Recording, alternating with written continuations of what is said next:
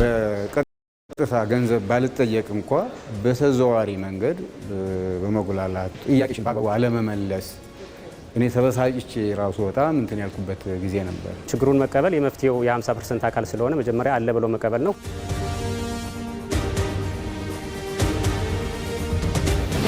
ብልሹ አሰራር ይከሰታሉ የሚሉትን አካባቢዎች ላይ የተጋላጭነት ጥናት እናጠናለን። አሁን ካሜራ ሲስቴም ነው። እኛ አሁን ስልክ እንይዝም ባለሙያዎች ማንኛውም ሰራተኛም ይሄንን ሲሰራ ከሰራተኛ ግብር ከፋይ ስራ ሲሰራ ከእንጂ የጸዳ ስራ መስራት መቻል አለበት። በህጉና ህጉ ብቻ መብታችንና ግዴታችንን እንድናውቅ አድርገውናል።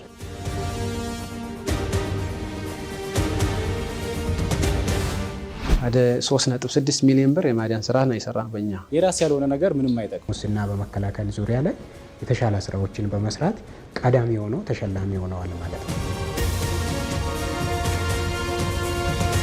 ቴክኖሎጂ በዘመነ ቁጥር የሙስና ስርዓቱ እየቀነሰ ነው የሚሄደው። ቴክኖሎጂ ወሳኝ ነው። ምክንያቱም የማንንም ፊት አታይ። አሁን አንተ የተሳሳትከው እዚህ ጋር ምንድነው መለኪያውን በአግባቡ አልመረጥክለትም። አሁን ላይ የግድ ወደ ገቢ ሰብሳቢ መስሪያ ቤት እንዲመጡ አስገዳጅ ሁኔታዎች አሉ። የተለያዩ አካላት ለሙስና የተለያየ ትርጉም ሰጥተውታል። እንደ ዓለም ባንክ ትራንስፓረንሲ ኢንተርናሽናል ፍቺ ሙስና ማለት የህዝብና የመንግስት ስልጣንን ለግል ጥቅም መዋል ነው። ይህ ማለት ግን በግል ተቋማት ሙስና አይፈጸምም ማለት አይደለም። ሙስና ገንዘብንም ህይወትንም የሚያጠፋ ዓለም አቀፋዊ ችግር ነው። መተማመንን ይሸረሽራል፣ ፍትሐዊነትንና እኩልነትን ያቀጭጫል። እንደ ዓለም ኢኮኖሚ ፎረም ገለጻ ሙስና በሁሉም ሀገራት የሚገኝ ወረርሽኝ ነው። ቢሆንም ችግሩ በይበልጥ በማደግ ላይ ያሉ ሀገራትን ይጎዳል።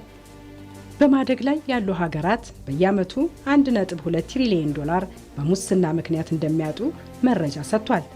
የተቋማት ነባራዊ ሁኔታ ምንም ይሁን ምን በየደረጃው ሊለያይ ይችላል እንጂ ሁሉም ለሙስና ተጋላጭ መሆናቸው አይቀርም። የተቋማት ነባራዊ ሁኔታ ምንም ይሁን ምን በየደረጃው ሊለያይ ይችላል እንጂ ሁሉም ለሙስና ተጋላጭ መሆናቸው አይቀርም።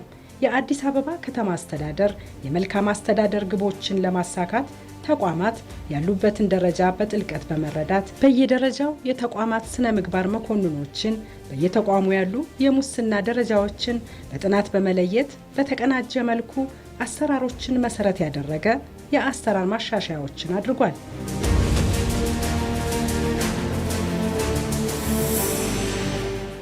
ስነ ምግባርና ጸረ ሙስና መከታተያ ክፍሉ የተቋቋመበት ዋና ዓላማው በተቋሙ ውስጥ ሊከሰቱና ሊፈጠሩ የሚችሉ ሙስናና ብልሹ አሰራሮችን መከታተል ብቻም ሳይሆን እርምጃ እንዲወሰድ ማድረግ፣ የስነ ምግባር ግንባታ በተቋሙ ውስጥ እንዲኖር ሰራተኞችን በሙያቸው የሙያ ስነ ምግባር ኖሯቸው በሙያቸው ተገቢ የሆነውን አገልግሎት እንዲሰጡ ለማስቻል የግንዛቤ ማስጨበጫ ስራ መስራት ነው።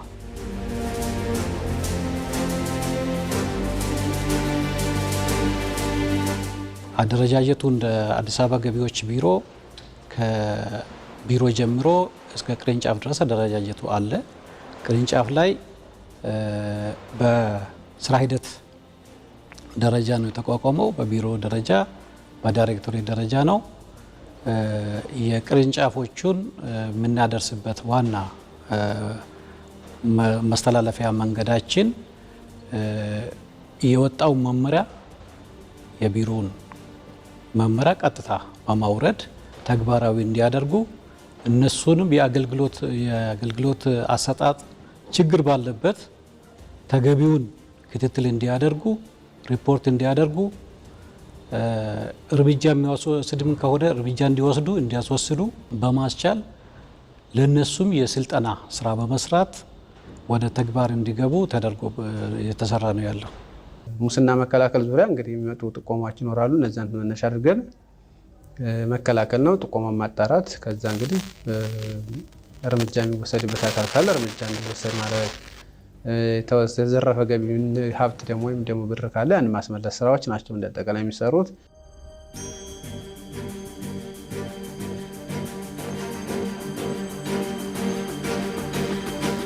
እኔ በትክክል በቀጥታ ገንዘብ ባልጠየቅ እንኳ በተዘዋዋሪ መንገድ በመጉላላት ሀሳብሽን ራሱ ጥያቄሽን በአግባቡ አለመመለስ እኔ ተበሳጭቼ ራሱ በጣም እንትን ያልኩበት ጊዜ ነበር እውነት ለመናገር እና ግብር ከፋዩ እንደ ዜጋ እንደ ግብር እንደሚከፍል የማይቆጠርበት ሁኔታ ነው የነበረው እና እዚህ ጋር ወደዚህ ከመጣን ግን ትልቅ ክብር ነው። በስነ ስርዓት ነው ጥያቄያችን የሚመለሰው፣ በስነ ስርዓት ነው የምንስተናገደው እና እኔ ወደዚህ ከመጣሁ እንደውም ተስፋ ጭሮብኛል። እኔ ራሱ ከሴክተሩ ለመውጣት ወስኜ ሁሉ ነበር እና ጥሩ ነው። እኔ በእውነት ጥሩ ነገር ነው ያየሁት። በዘመድ የሚደረግ መተላለፎች ነበሩ። ምክንያቱም ወረፋ በጣም ስለሚበዛና ከፍተኛ ግፊያና እንግልት ስላለው ወረፋ የሚይዙ ሰዎች አሉ፣ የሚሸጡ ወረፋዎች አሉ። እንደዛ የሚታዩ ነገሮች ነበሩ። በንጽጽር ለማስቀመጥ እንዲመቸኝ ወረዳና ክፍለ ከተማ ላይ ወርሃዊ የታክስ ግዴታዎችን ልንወጣ፣ ዓመታዊ የታክስ ግዴታዎቻችን ልንወጣ፣ ክሊራንስ ለመውሰድ በምናደርገው እንቅስቃሴ ውስጥ በንጽጽር እዚህ መጠን እያገኘ ነው ያለነው አገልግሎት በጣም በጣም ጥሩና ምናልባትም ከዚህ በፊት በነበሩት ታክስ መክፈያ ሴንተራችን ላይ የነበሩ ከአሰራር ጋር ተያይዞ ከስነ ምግባር ጋር ተያይዞ የነበሩትን ችግሮች ሊፈታ በሚችል መልኩ አገልግሎት እያገኘን የነበሩትንም ችግሮች በምን መልኩ መፍታት እንዳለብን የት መፍታት እንዳለብን ከፍተኛ አመራሮቹ ተቋሙ ላይ ወይም ደግሞ እዚህ ታክስ ሴንተሩ ላይ ካሉት ከፍተኛ አመራሮች አቅጣጫ ተሰጥቶልን በዛ መሰረት ችግራችንን ለመፍታት ጥረት እያደረግን ያለ ነው። ከዚህ በፊት ነገር ሁሉ እየተደበሰበሰ ነበር የሚያልፈው። ያው አንችልም ሲባል መውጣት ብቻ ነበር፣ ሌላ ምንም አይነት መፍትሄ የለው። አሁን ግን ግብር ከፋዩ ቅሬታውን የሚያሰባበት መብቱና ግዴታውን እንዲያውቅ ተደርጓል፣ ጸረ ሙስና በመግባቱ። እኔ በጣም ትልቅ ነገር ነው ያየሁት። እኔ መንግስትም እዚህ ጋር ትኩረት ሰጥቶ የሚሰራ ነው የመሰለኝ። የስነ ምግባር ባልሽው በእውነት እኔ የሆነ ቢሮ ላይ ጉዳይን ሳስረዳው በተወዛዋዥ ወንበር ማስቲካ እያኘከ እውነቱን ነው የምነግርሽ፣ ማስቲካ እያኘከ ጉዳይን በትክክል ሊረዳኝ ሊያዳምጠኝ ያልቻለበት ሁኔታ ነበር። እኔ ይዤ የቀረብኩት ትልቅ የሉና ጥያቄ ነበር ማወራው። እዚህ ጋር ግን ትልቅ ኢቲክሱ የጠበቀ እንትን ነው የማየው። በስነ ስርዓት ነው የሚያነጋግሩሽ፣ በስነ ስርዓት ነው የምትስተናገጂው። ያልገባሽ ነገር ቢኖር እንኳን ተንትነው በስነ ስርዓት በእውነት ነው የምለው። በስነ ምግባር ዙሪያ ትልቅ ስራ የተሰራ ነው የሚመስለኝ።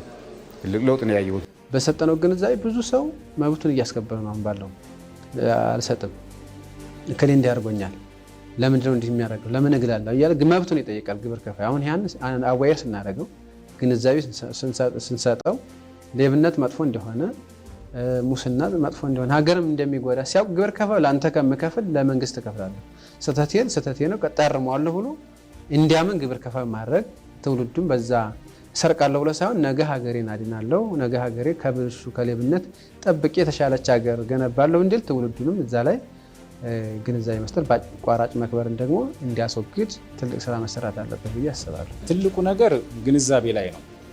ለምሳሌ ግብር ከፋዩም ተገቢውን መረጃ ይዞ ተገቢውን መረጃ መስጠት አለበት። አላስፈላጊ እሱን ላላስፈላጊ ድርድር ወይም ላላስፈላጊ ነገር ውስጥ ከሚከተው ነገር ውስጥ ራሱን መቆጠብ እንዳለበት።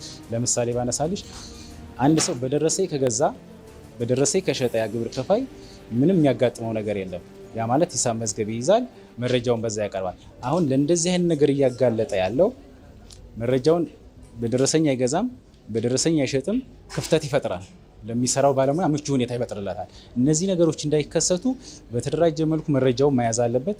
በተደራጀ መልኩ ይዞ ካስቀመጠ ውሳኔ በሚወሰንበት ሰዓት መረጃውን ያቀርባል።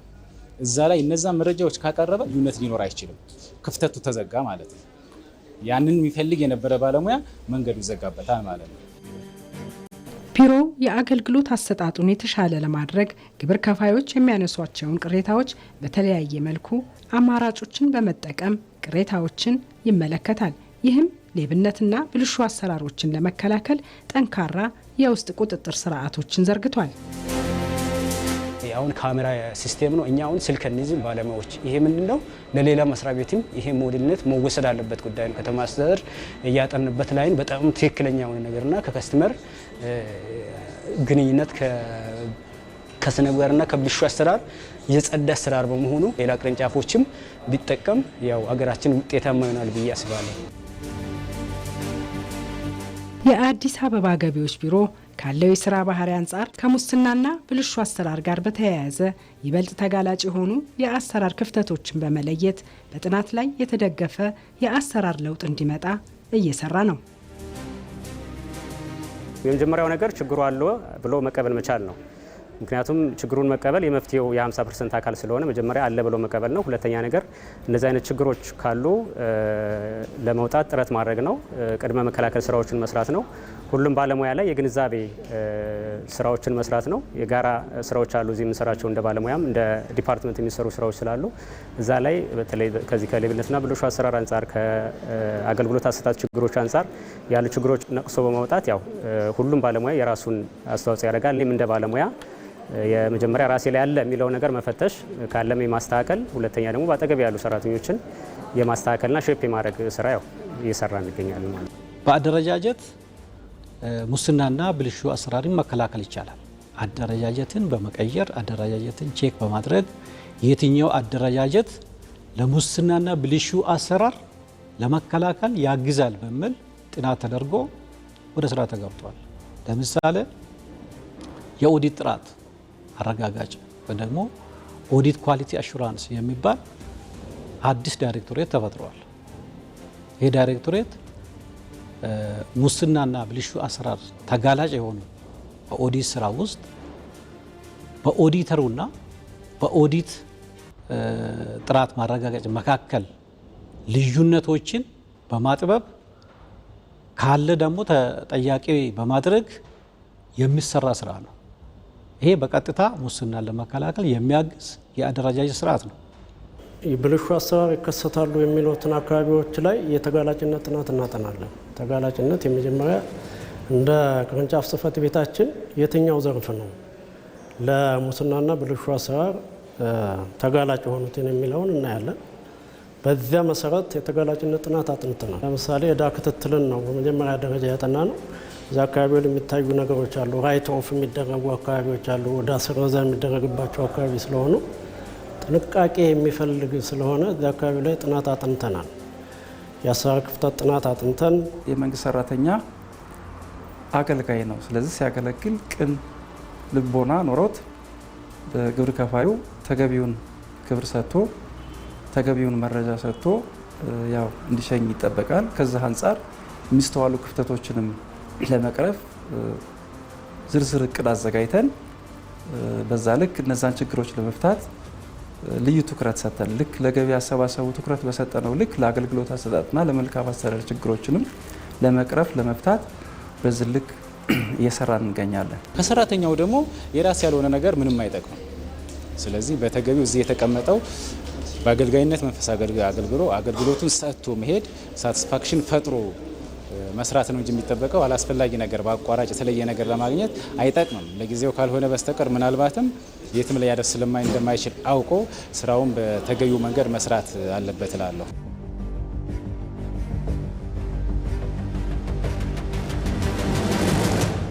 አንዳንድ ሰራ ወጣ ያለ ባህሪ ያላቸው ከስተመርን በአግባቡ አለማስተናገድ፣ ምላሽ አለመስጠት፣ እንደዚህ ደግሞ ማመናጨቅ የሚሉ ነበሩ። እነዛን ለይተን አሁን ላይ አስተካክለናቸው እርምጃ የወሰድንባቸው ሰራተኞች አሉ።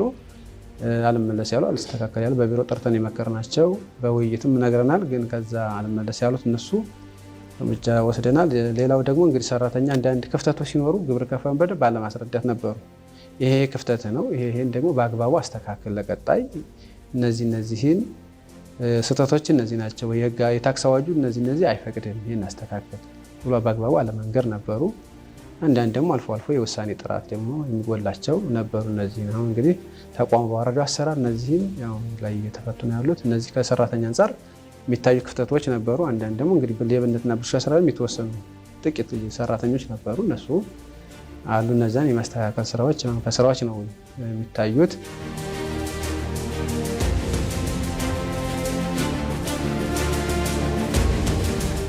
የአዲስ አበባ ከተማ አስተዳደር በተቋማት የሚሰጡ አገልግሎቶች ግልጽነትን ባረጋገጠ መልኩ አገልግሎት ለመስጠት የሚታየውን አገልግሎትን በገንዘብ የመሸጥ አመለካከትና ተግባር ለማስተካከል በስነ ምግባር የታነጸና ከሙስና ከብልሹ አሰራር የጸዳ የሰው ኃይልና የስራ አካባቢ ለመፍጠር ትኩረት አድርጎ እየሰራ ነው።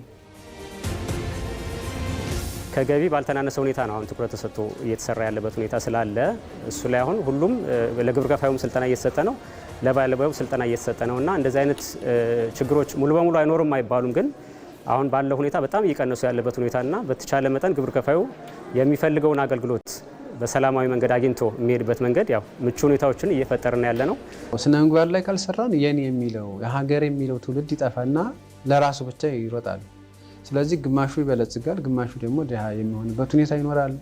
አለመረጋጋቶቹ፣ ጦርነቶቹ፣ ሀብት በግለሰብ ኪስ መሆኑ ያ ደግሞ እንግዲህ የሆኑ አካላት መንግስትን እስከ መጠምዘል ሊደርሱ ይችላሉ እስከዛ ድረስ እና ያንን ላለማድረግ ከታች ከትምህርት ቤት ጀምሮ ትውልድ ላይ መስራት ይጠበቃል። ከኤሌመንታሪ ሃይ ስኩል እስከ ዩኒቨርሲቲ ድረስ ትውልድ ላይ በቤተሰብም ጭምር ሊሆን ይችላል፣ የሃይማኖት አባቶች ሊሆን ይችላል፣ በስነ ምግባር ዙሪያ መሰራት አለበት።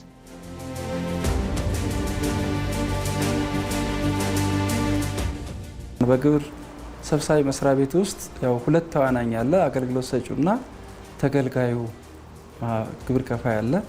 ስለዚህ በአገልጋዩ በኩል ወይም በባለሙያው በኩል የሚስተዋሉ አንዱ ያው አገልግሎት አሰጣጥ ላይ የሚስተዋሉ ችግሮች ናቸው። ይሄ ከአመለካከት የሚመነጭ ያው የአገልጋይነት መንፈስ መጓደል፣ በቅንነት ማገልገል ላይ ያለ ችግር፣ የባህሪ ችግር ለሚመጣ ግብር ከፋይ ክብር ሰጥቶ ተገቢውን መረጃ ሰጥቶ ሳይጉላላ ተስተናግዶ እንዲሄድ ከማድረግ አንጻር እዛ ጋር የሚስተዋል የአስተሳሰብ ክፍተት ነው። እንግዲህ ይህን የአስተሳሰብ ክፍተት ለመቅረፍ አንዱ ያው ተከታታይነት ያለው ስልጠና መስጠት ነው።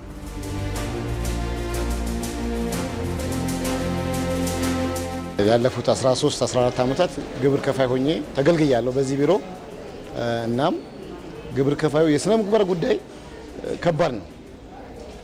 እኔ እንደታዘብኩት እኔ በጣም ፎሎ አደርጋለሁ በጣም ፎሎ አደርጋለሁ እና ክፍለ ከተማው ያሉ በዚህ በስነ ምግባሩም በሌላም ያሉ ስልጠና የመስጠት እድል አላቸው። እኔ በተደጋጋሚ ስልጠናውን ወስጃለሁ። ይህን ስልጠና የእውነት ለመናገር የሚመጣው ጥቂት ሰው ነው። ምናልባት 100 ሰው 200 ሰው ጠርተው 10 ወይ 15 ሰው ነው የሚገኘው። የታዘብኩትን ነው የማወራው። ይሄ ደግሞ የግብር ከፋዩ ችግር ነው እንጂ እኔ መስሪያ ቤት ነው እያለ ምክንያቱም በተደጋጋሚ መድረኮች አግኝቼ ሄጃለሁ። ጥሩ እየሄደ ነው። በጣም ተሻሽሏል። እኔ እኮ መብቴን ለማስከበር ጥግ ድረስ መሄድ አለብኝ። ኃላፊ ጋር መጀመሪያ ፈጻሚ ጋር ሄዳለሁ፣ ቀጥሎ ኃላፊው ጋር እምቢ ካለ ደግሞ ዋቴቨር ፍርድ ቤት ድረስ ራይት አለው። ይሄን ግንዛቤ ወስጃለሁ። ምንም እኔ በግሌ ነው የማወራው፣ ግን ሌላ ቦታ እሰማለሁ። ለምን አሰለጥኑም ነው እኔ የምለው። በእነሱ ስልጠና መሰረት መብታችንና ግዴታችንን እንድናውቅ አድርገውናል። እኔ በደረሰኝ ህትመት በጣም ብዙ ጊዜ ተመላልሼ ነበረ። በዚህ በስልጠናው መሰረት ሄጄ መብቴንና ግዴታዬን ተመላልሼ በመጠየቅበት ሰዓት ምንም መፍትሄ አላገኘውም ነበረ። ስነ ምግባር ጋር ገብቼ ሪፖርት ባረኩበት በሶስተኛው ቀን መልሱ ተመልሶልኛል።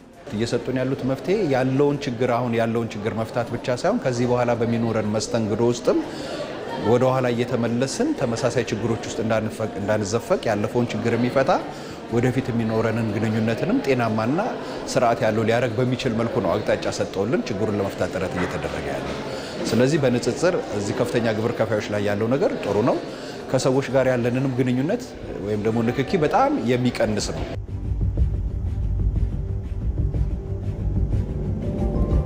እንደ ግብር ሰብሳቢ መስሪያ ቤት በጣም ትልቅ ፈተና የሆነብን የነበረው ጉዳይ ቢኖር ይሄ በግብር ከፋዩና በጉዳይ ፈጻሞች መሀል ያለው ጉዳይ ነውና መንግስት መስሪያ ቤትም ደግሞ ግብር ሰብሳቢ መስሪያ ቤትም ተልዕኮ እንዳይወጣ የሚያደርግበት ምናልባት ግብር ከፋዩ የህጉን ክፍተትና ትክክለኛው ሳይቀርቶ በመሀል ያሉ ደላሎች የመስሪያ ቤትም ስም የሰራተኛም ስም እያጠፉበት ያለው ሁኔታዎች ስላለ አሁን ላይ እነሱ እየተስተካከለ ነው የመጣ። አሁን ለምሳሌ የተገኙ ለውጦች ይህንን በመደረጉ ግብር ከፋዩን ያን ምሬቱ እንደተጠየቁ የሚል የለም።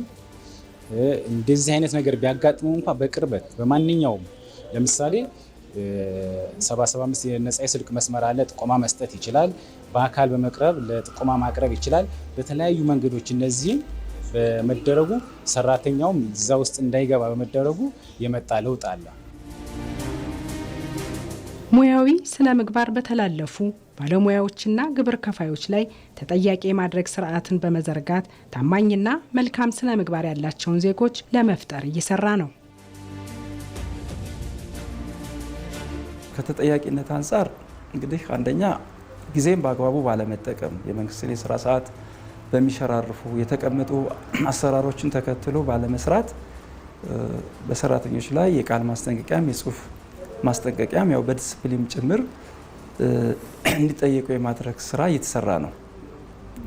በዚህ ረገድ አንድ ሰራተኛ ቅጣትና ወለድ አላግባብ ራይት ኦፍ አድርጋ በኦዲት በመረጋገጡ ያው በዲስፕሊን ተጠያቂ እንድትሆን የተደረገበት ሁኔታ አለ። ሌሎች በማስጠንቀቂያ ለቀጣይ እንዲስተካከሉ እንዲታረሙ በማስጠንቀቂያ መልክም የተሰጣቸዋሉ። እንደ ተቋም እንደኛን ቅርንጫፍ እንግዲህ የአጠቃላይ የሰራተኛውንም የግብር ከፋዩንም ስናይ አይተናል። በእኛ አካባቢ በእኛ ክፍል ጥቆማዎችን እንቀበላለን። 17 ጥቆማዎች ነበሩ። በግልጽ ሰራተኛም ላይ በግብር ከፋዩም ላይ ጥቆማዎች ነበሩ። እነዛን አጣርተን እንግዲህ ወደ 4 የሚሆን በከባድ ዲሲፕሊን ተቀጥተዋል። እኛ ጋር ወደ 44 የሚሆን በቀላል ዲሲፕሊን የተቀጡ አሉ። የአዲስ አበባ ገቢዎች ቢሮ አጠቃላይ እስከ 9 ወር ተጠያቂ የተደረጉ ሰራተኞች 506 ሰራተኞችና አመራሮች ናቸው። ከ506 አመራሮችና ሰራተኞች መካከል 67 አመራሮችና ባለሙያዎች በከባድ ዲሲፕሊን ነው ተጠያቂ የሆኑት። 439 ባለሙያዎችና አመራሮች በቀላል ዲሲፕሊን ነው ተጠያቂ የተደረጉት። ይሄንን ከዚህ ከቢሮ ጀምሮ እስከ ቅርንጫፍ ድረስ ተከታትለን እርምጃ ያስወሰድንባቸው ናቸው። በማህበረሰብ ውስጥ ታማኝነት፣ ኃላፊነት መወጣትና መልካም እሴቶችን በትውልድ እንዲጎለብት ማድረግ ከማህበረሰቡ የሚጠበቅ ኃላፊነት ነው።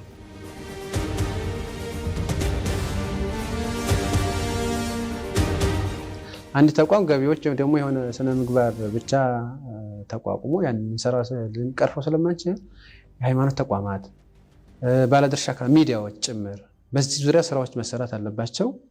ስለዚህ አመለካከት ላይ ተተሰራ እኔ አልሰርቅም፣ ሌብነት ኃጢአት ነው፣ ሃይማኖቴ አይፈቅድም፣ በየትኛውም ሃይማኖት አትስረቅ ነው የሚለው፣ መቼም ስረቅ የሚል የለም። ያንን ማስገንዘብ ሁሉም ደግሞ የድርሻውን ከተወጣ እና በዛ ላይ ደግሞ እንግዲህ አንዳንድ አልፎ ከመጣ ያንን ደግሞ ጥብቅ የሆነ እርምጃ የፍትህ አካላትም አስፈጻሚ አካላትም እነዚህን ጥብቅ የሆነ እርምጃ መውሰድ።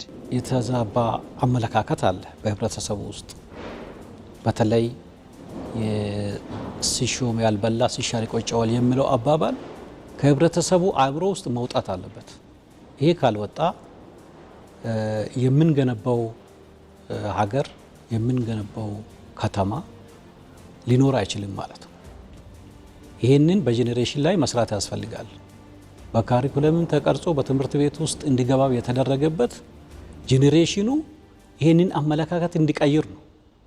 ከዚህ ወጥቶ ሰርቼ በሰራው ስራ አድጋለሁ፣ እበለጽጋለሁ፣ አገኛለሁ የሚል አስተሳሰብ እንዲኖረው ለማድረግ ነው። የራስ ነገር ነው የሚያኮረው፣ የራስ ነገር ነው የሚያደምቀው። አጉል አመለካከቶችና አባባሎች አይጠቅሙም። ለምሳሌ የሀገራችን አባባል አለ፣ ደሞዝ አያከብርም ወተት አያሰክርም ይላል። ግን ያ መሆን የለበትም። በዛ አስተሳሰብ ውስጥ መኖር የለብንም። የራሳችን ነገር ነው የሚበቃል፣ ትንሹ ነገር ነው የሚበዛው። ስለዚህ ሰው በታማኝነት ሲሰራ በታማኝነት ያፈራው ነገር ነው የሚበዛው። የታማኝነት ውጤት ነው ሀብት የሚሆነው። የሰው ልጅ በአእምሮ ላይ ነው መስራት አለበት በሚለው እናምናለን።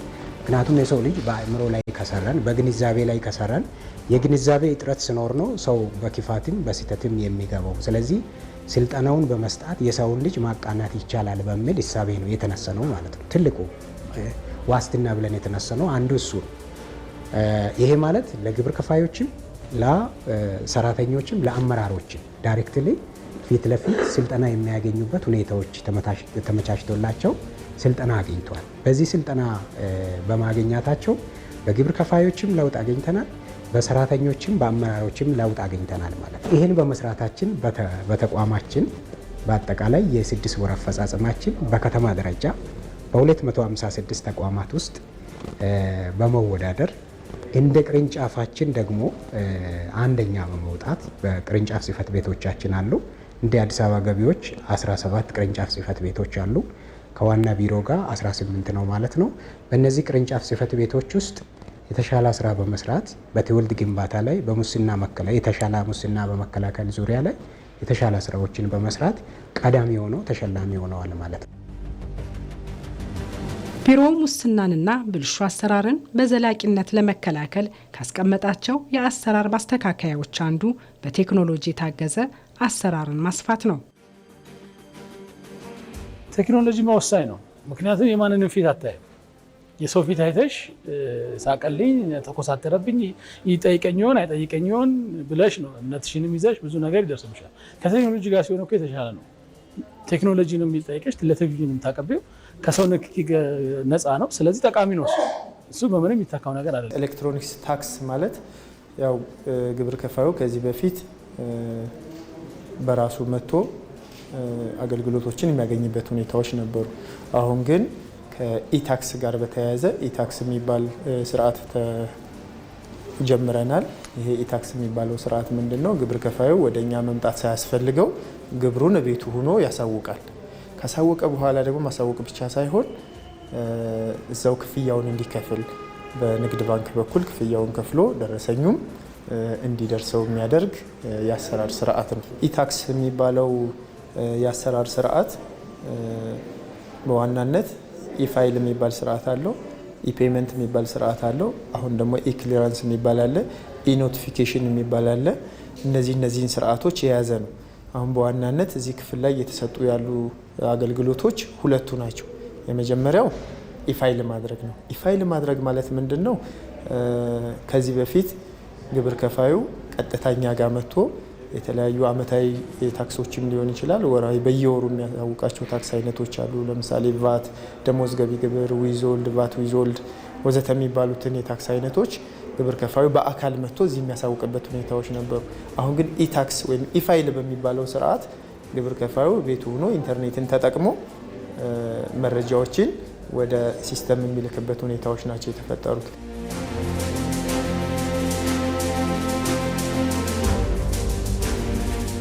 ለግብር ከፋዩ በቂ ግንዛቤ መስጠት ያስፈልጋል። ያው ቴክኖሎጂ ሲባል ቶሎ ብሎ ደፍሮ ያለመግባት ደፍሮ ወደ ስርዓቱ ለመግባት የዳተኝነት ሁኔታዎች ይታያሉና ይህንን ለመቅረፍ ያው ግብር ከፋዩ ማነው ሰራተኛው ለግብር ከፋዩ በቂ ግንዛቤ መስጠት መቻል አለበት። ይሄ አሁን የምታየው ማሰልጠኛ ቦታ ለድጋፍ የተዘጋጀ ነው። ቢሮአቸው ለሚቸገሩት ነገር ካለ እዚህ መጥተው ተገቢውን ድጋፍና ክትትል የሚደረግላቸው ሁኔታ ነው ያለው። ስለዚህ ሰራተኛውም በቅንነት ቴክኖሎጂዎችን አድቫንስ በሆነ መንገድ ግብር ከፋዩ እንዲለምዳቸው በማድረግ ኃላፊነቱን መወጣትና ብልሹ አሰራርንም በዚሁ አግባብ መዋጋት ያስፈልጋል የሚለውን ነው። የማረሲውን እዚህ ጋር መምጣት አለብኝ።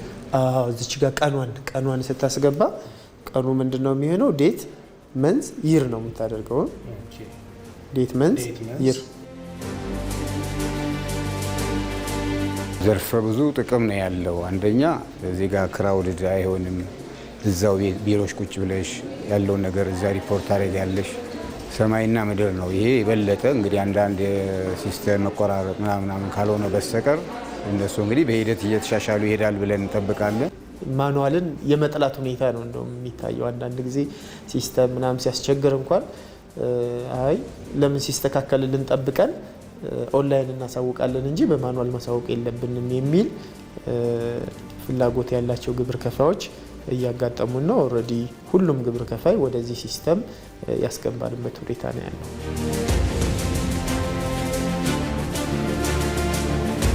በስነ ምግባር እሴቶች ላይ የተመሰረተ ትውልድና ከሙስና የጸዳ ስርዓት ጋር ራሳቸውን አላምደው የሚሰሩ ተቋማት የዘላቂ ልማት፣ የማህበራዊ እምነትና የመልካም አስተዳደር መሰረት ይሆናሉ።